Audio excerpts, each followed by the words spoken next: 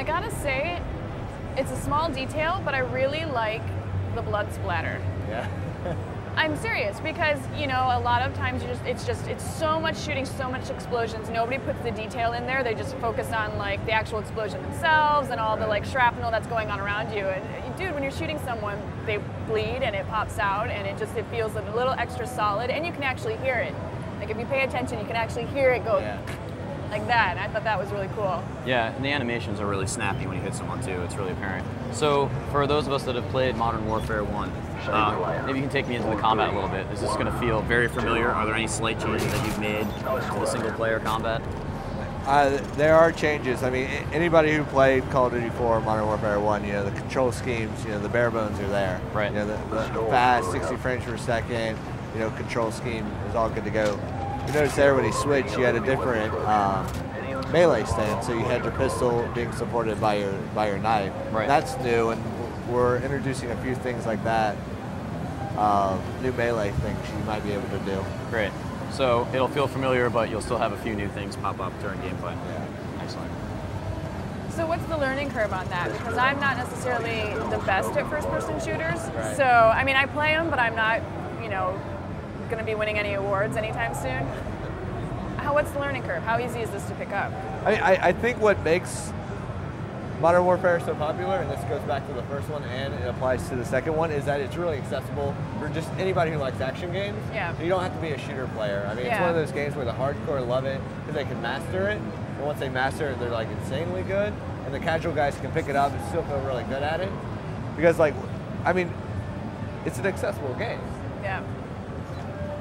And so but is far, that something that you guys have always kind of planned to have? Yeah, I mean, this was something you wanted for everyone to yeah, be? we definitely designed around it. I mean, I feel we have a very good balancing in our difficulty. So recruit is perfect for the pick up and play guys, and normal is your average gamer, and hardened and veteran is for your elite guys. Gotcha. so we've moved in, gotten some stealth kills off. I saw the quick knife attack. That was extremely fast. Yeah. Very cool. And now we're moving to some interior spaces. So what is your ultimate goal here? What are you trying to do in this section? Right now you're trying to make your way to a fuel depot that's on the base, just in case stuff goes bad. You're trying to avoid detection. That Jeep's patrolling. You have patrols with guys walking around the base. So you're trying to find the best place. This is all open, so you can go any way you want through this blizzard to get to your objective.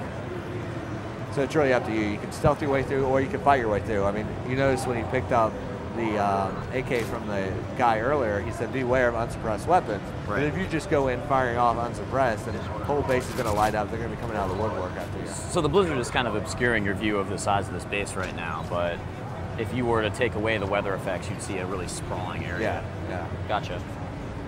And right now, what difficulty do you think this is? What is this being played on? You guys playing it on really hard all the time, or are you testing it out on the easier levels? Well, when we're showing it off, we're typically playing in recruit. Gotcha.